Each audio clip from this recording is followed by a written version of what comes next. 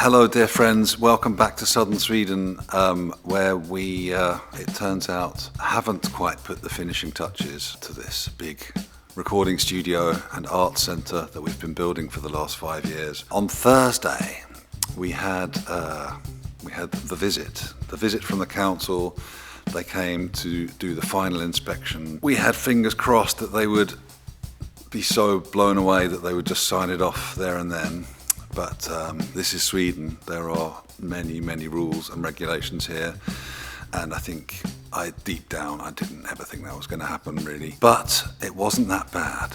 It was a little bit bad in some instances, which I will explain probably at the end of the video. But it was actually really good. It was a lot better than it could have been. Realistically, you know, the job of the council inspector planning guys is to find problems. I mean, that is their job. It probably never happens that an inspection takes place and they don't find something. I mean, that is their job.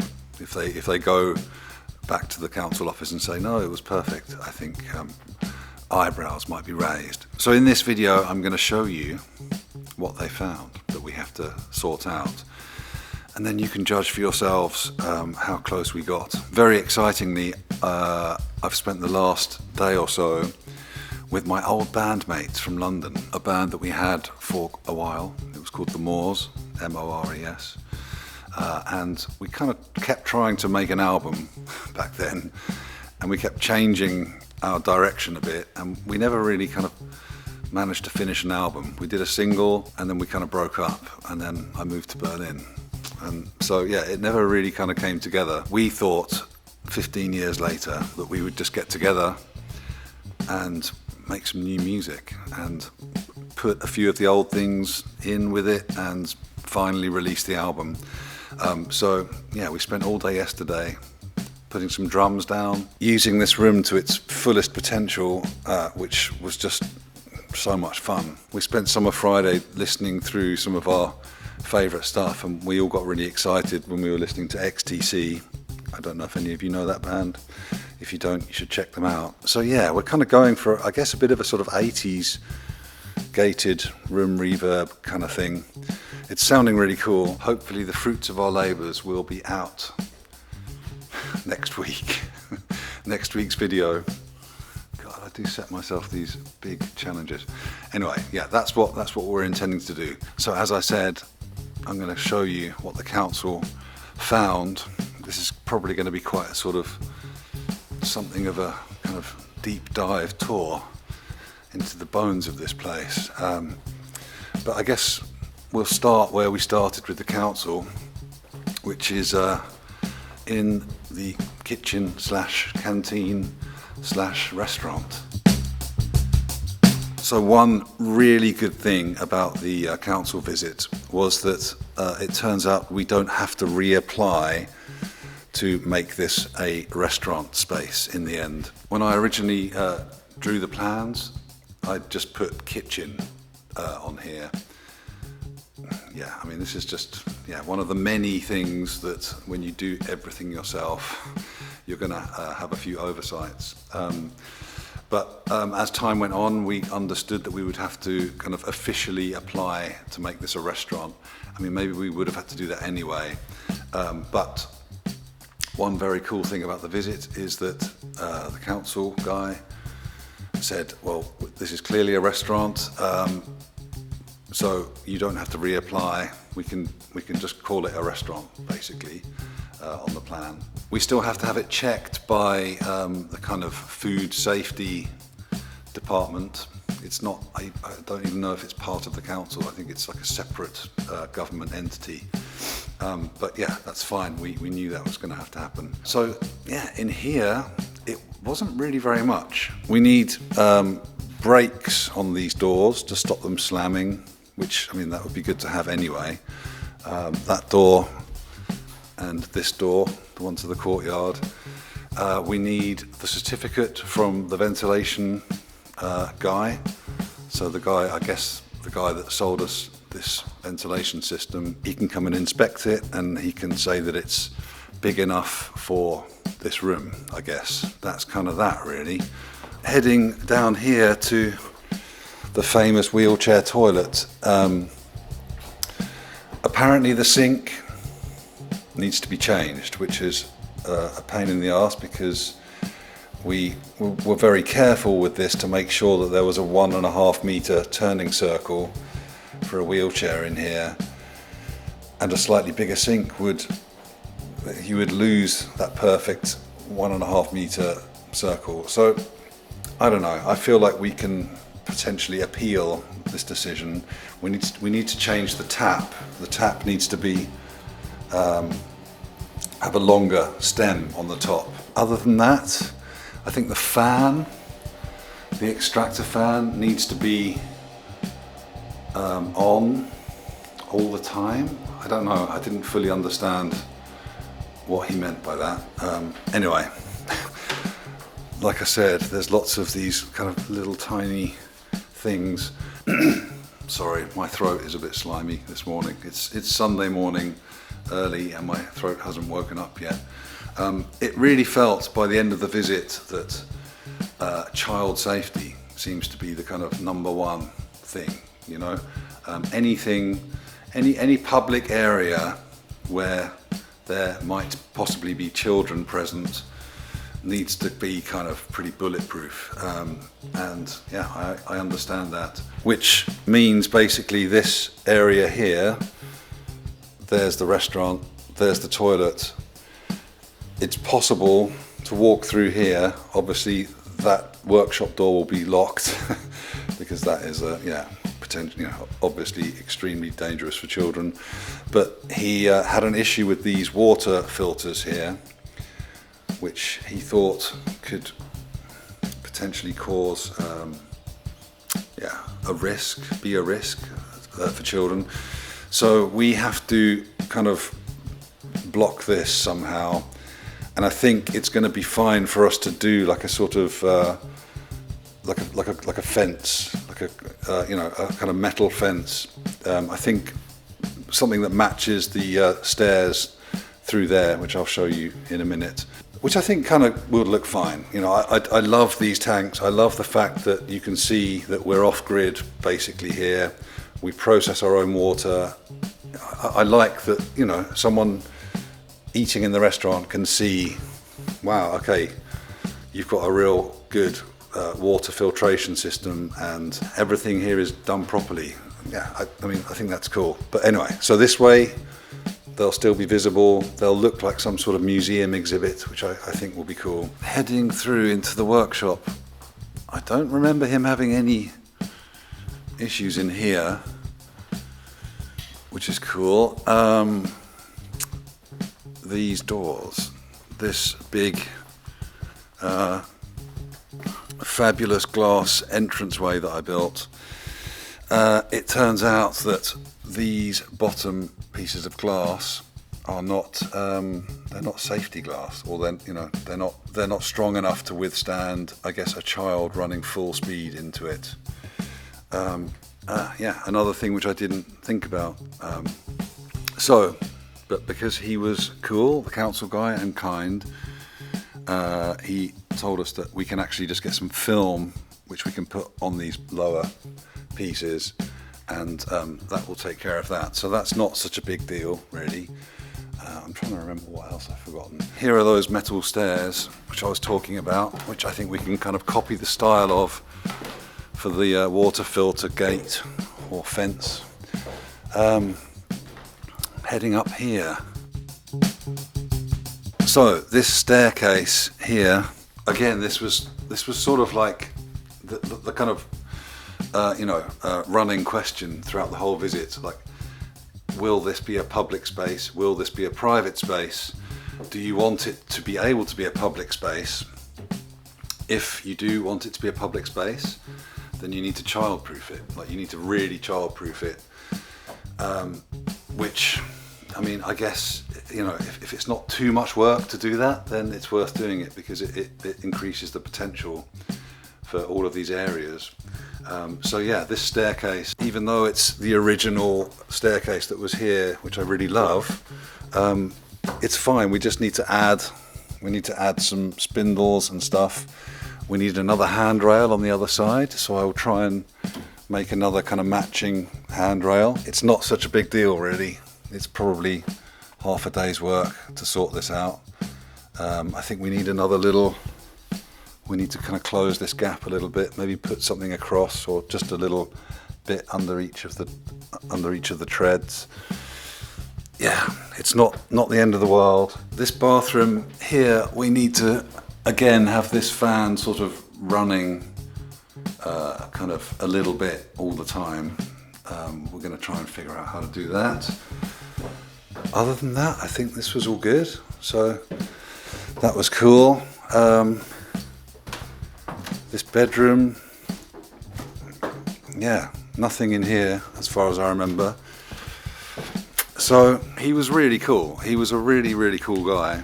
If you're watching, you were a really cool guy, and I really appreciated how I could tell that he was impressed by this place. He could see what this place would add to the local area, the local cultural community. And yeah, he was trying to help us make this place, compatible with the regulations in in as kind of straightforward a way as possible. And I think it could quite easily have not been like that. But yeah, so thanks very much. Yeah, he basically trusts the fire officer. We paid for an independent fire report for this whole thing right at the beginning, so we knew that we would be kind of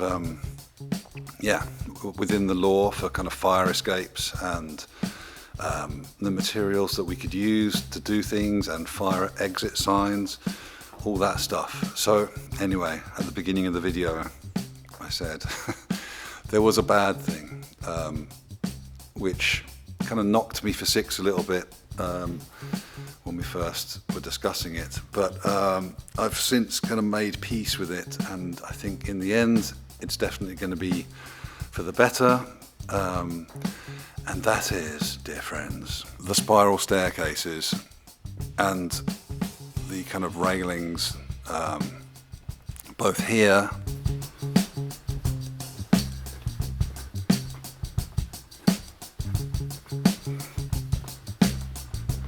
and here in the studio. These are incredibly beautiful sculptural sort of iconic features in this place, but yeah, I think we really should have known, and I think we did at the time think, let's just see what the council say.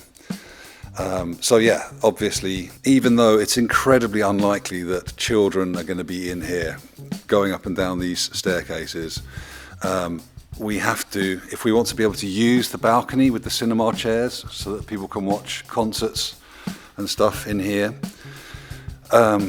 we need to make these staircases way more kind of substantial in terms of, not these big gaps. Two things that need to happen to these staircases is we need to add another bar in the middle of each of these beautiful kind of swooping things, and we need some kind of continuous handrail. It's not acceptable to have this stepped thing, because apparently somebody could, I don't know, get confused. I don't know. This is just sort of one of those things where you can kind of argue with them, but at the end of the day, it's up to them. So I now have to figure out how to do some sort of helical metal railing, which goes all the way down. It's going to mean I need to do quite a bit more welding in here, so I'll have to take away all this stuff. I'll probably leave the shelves, but I'll clear all the instruments and everything out of the way, and I will completely protect the floor, because obviously that's going to get destroyed if there's loads of hot welding sparks landing on it. We'll cover up the cinema chairs as best we can. So yeah, this is going to be a big project for the near future. Heading upstairs, another issue is that these railings are too low, which is, it's pretty unbelievable. I mean, it's I think this is 95 and it needs to be 110, This side is even lower for some reason, not sure how that happened, but this is only like 85. So again, we need to add something onto here, and I have a pretty simple solution. I think I'm just gonna weld threaded rod struts onto a bar, like in the workshop, which I can then screw, drill a few holes in the top here, and from underneath I can just screw the bar onto the top, so it'll just add this kind of nice little handrail thing. I think it might even kind of add to it, you know, like aesthetically. I think it might look a bit more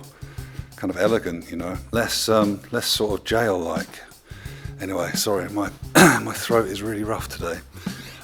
So yeah, that was the kind of big bummer. We spent quite a long time up here, sort of, you know, debating, arguing. I can see the point that this first step down without a handrail here, it's a little bit spicy, but there is this big pole here. So I mean, I never feel any kind of, I never feel any real trepidation going down here, but we will make it better. The one thing that is not ideal is that if we add a little bar along the top here, it makes it a little bit harder to see when you're sitting in the seats, but I don't think it's actually going to mean much of a difference. You can just sort of lean on the front or something, but I don't think it's really going to make that much of a difference actually. It's going to be pretty thin, the metal. So yeah, there's the drums. This is what we were doing yesterday. We set up the drum mics and recorded a couple of sketches. Why has that mic been knocked? Has it been knocked? He's bloody knocked it. Why is that pointing over there? Okay. I think it's the first time I'm trying these Josephson small diaphragm condensers on the overheads. They sound really cool. They sound really crispy but not harsh. Because we're going for a bit more of a modern drum sound, even though it's all kind of old drums and everything. It's sounding really cool. Maybe I'll go and turn on Pro Tools and give you a little sort of sneak peek. So just while Pro Tools is loading, the setup is that Al, the keyboard player, he's in here on these synths, standing on this little step which I made 5 years ago when we first started building this, just to help me reach the gutters on the guest house. He's playing mainly these two, the DW8000 and the Super 6.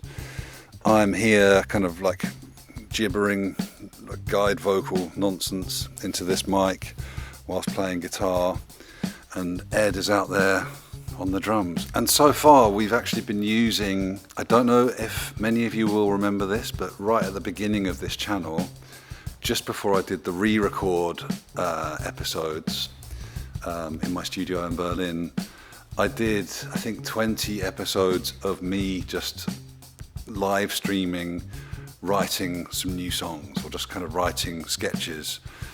I guess they were about sort of 3 hours long, and I would just sort of write something and record a kind of really rough demo. And I knew these guys were coming, and I was thinking, shit, I haven't even written any songs yet. So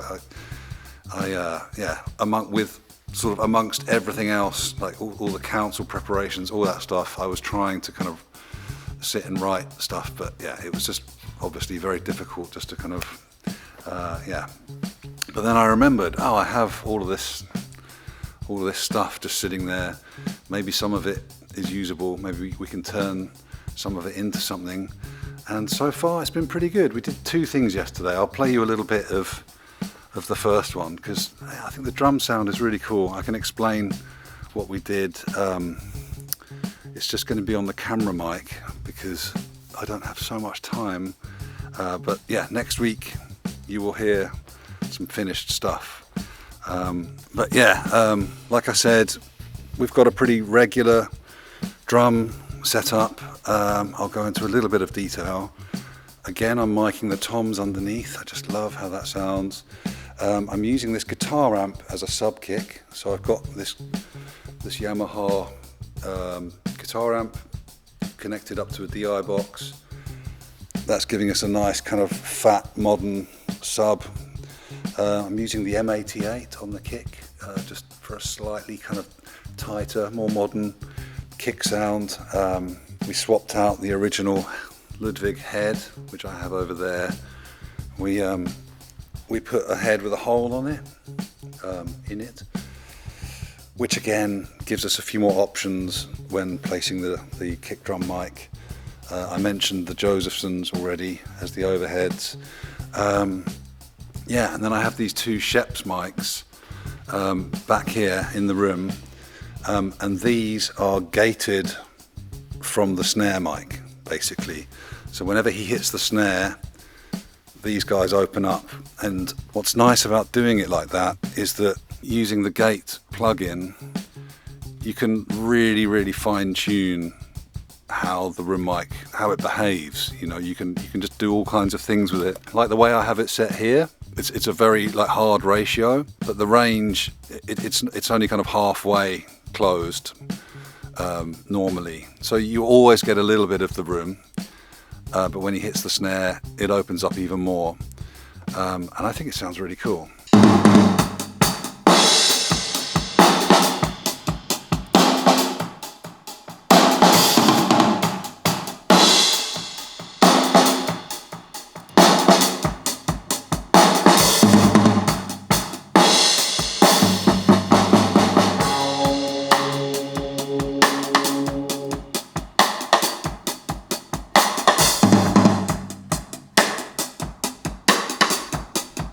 I know that's probably not really coming out super great on the camera mic, but yeah, next week I'll go into more details about it. Thanks very much for watching. We're going to start recording again. Shit, in like 8 minutes ago, and I still need to edit this video. Oh my god. Alright, I will see you next week, where there will be like lots of juicy kind of recording stuff to talk about. So, thanks very much for your support. Thank you to the council for being cool and not kicking our asses too much. We're very close. I think we got, you know, another month of work, and we should be able to sort everything out. We need to add some outdoor lighting as well, and there are a few other things, but we had to do that anyway, so it's all good. Money's pretty tight, but I think we can just limp our way across the line. So if you guys want to come and record here, we need work. So lots of love. I'll see you next week. Look after each other, and goodbye.